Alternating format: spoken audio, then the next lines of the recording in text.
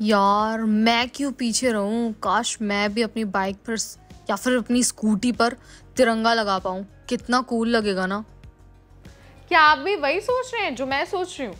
अगर हाँ, तो थोड़ा सा सावधान हो जाइए, क्योंकि हर किसी को इजाजत नहीं है कि वो अपनी गाड़ी में झंडा लगा सके। अगर कोई ऐसा करता है ना, तो उन्हें जेल भी हो सकती है। तो भाई 15 अगस्त तो आ गया है और हर किसी के हाथ में तिरंगा दिखना भी शुरू हो गया है। खास तौर पर जब से हर घर में तिरंगा वाला कॉन्सेप्ट आया है ना, तब से तो हर जगह आपको सिर्फ तिरंगा ही तिरंगा नजर आ जाएगा। कहीं छोटे तो कहीं बड़े, कहीं कपड़े वाले तो कहीं कागज वाले झंडे। सिर्फ घर ही नहीं बल्कि लोग अपनी गाड़ियों पर भी अक्सर तिरंगा लगा ही लेते हैं।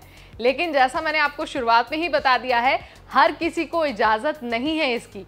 अगर हर कोई ऐसा करने की कोशिश करता है ना, तो उन्हें जेल तो हो ही सकती है, साथ ही जुर्माना भी भरना पड़ सकता है। मैं आपको ये बताऊंगी कि कौन कौन से लोग हैं जो अपनी गाड़ी पर झंडा लगा सकते हैं, जिनको इजाजत है, और ये भी बताऊंगी कि अगर उनके अलावा कोई और झंडा लगाने की कोशिश करता है या फिर ऐसा करता हुआ पकड़ा जाता है, पाया जाता है, तो उसे किस तरह की सजा हो सकती है। ठीक है, लेकिन सबसे पहले हम नियमों की बात करेंगे कि आखिर कौन सा नियम इसकी इजाजत देता है।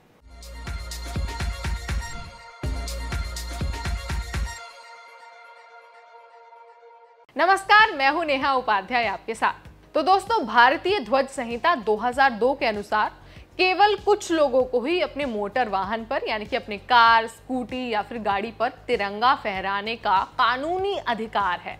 अब आपको उन लोगों के बारे में बता देते हैं जिनके पास अधिकार है।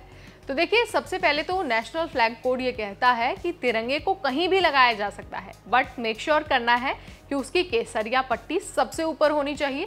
इसके अलावा जो झंडा है, जो ध्वज है, वो फटा हुआ नहीं होना चाहिए या फिर मैला कुचैला नहीं होना चाहिए। अब अगर मैं बात करूं कि किसे इजाजत है अपनी गाड़ी पर झंडा प्रदर्शित करने की, तो सबसे पहला जो नाम है ना, वो है राष्ट्रपति।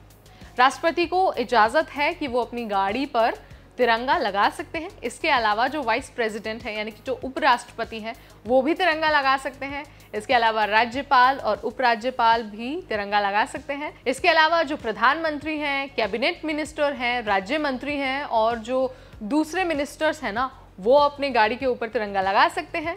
साथ ही जो लोकसभा के अध्यक्ष हैं, राज्यसभा के उपाध्यक्ष हैं या फिर लोकसभा के जो उपाध्यक्ष हैं, यानी कि जो डिप्टी स्पीकर हैं, वो भी अपनी गाड़ी पर तिरंगा लगा सकते हैं। उनको कानूनी अधिकार है। इसके अलावा जो राज्य में विधान परिषद होते हैं ना, उनके जो अध्यक्ष होते हैं, यानी कि जो उनके प्रेसिडेंट होते हैं, वो भी तिरंगा लगा सकते हैं।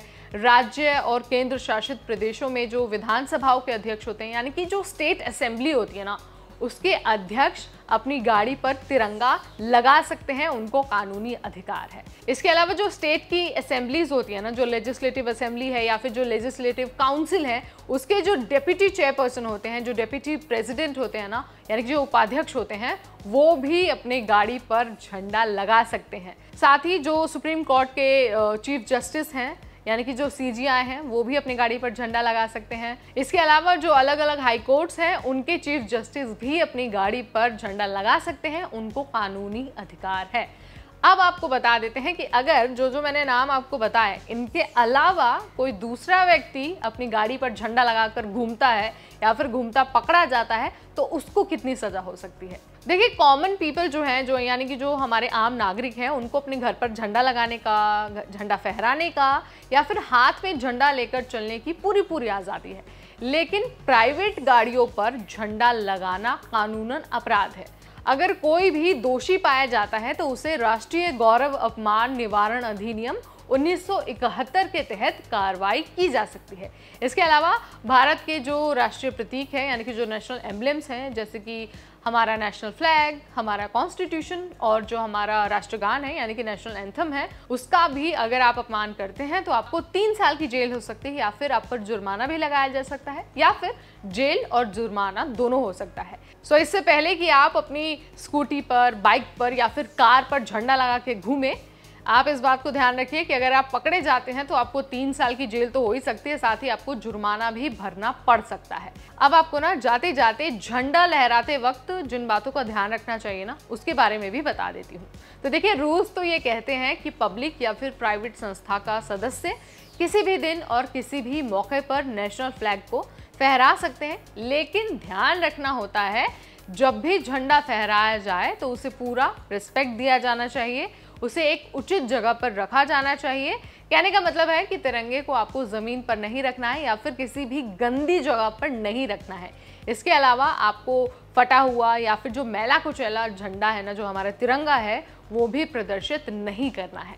तो ये कुछ फ्लैग कोड्स हैं जो आपको ध्यान में रखना है। फ्लैग आपको होस्ट करते हुए ध्यान रखना है, आपको अपनी गाड़ी में लगाते वक्त ध्यान रखना है, और साथ ही जब आप उसको रखें तो भी आपको इन चीज़ों का ध्यान रखना बहुत ज़रूरी है। अगर आप इन चीज़ों का पालन नहीं करते हैं तो आपको सज़ा और जुर्माना दोनों हो सकता है, ये मैं आपको पहले ही बता चुकी हूँ। सो इन चीज़ों को नोट डाउन करके रख लीजिए, और अगर किसी को नहीं पता है तो उन्हें भी प्लीज़ जागरूक करिए और ये इन्फॉर्मेशन उनके साथ भी शेयर करिए। वीडियो पसंद आए तो इसे भी लाइक और शेयर करिए, और ऐसी और वीडियोज़ के लिए stay tuned to NBT Tech Ed।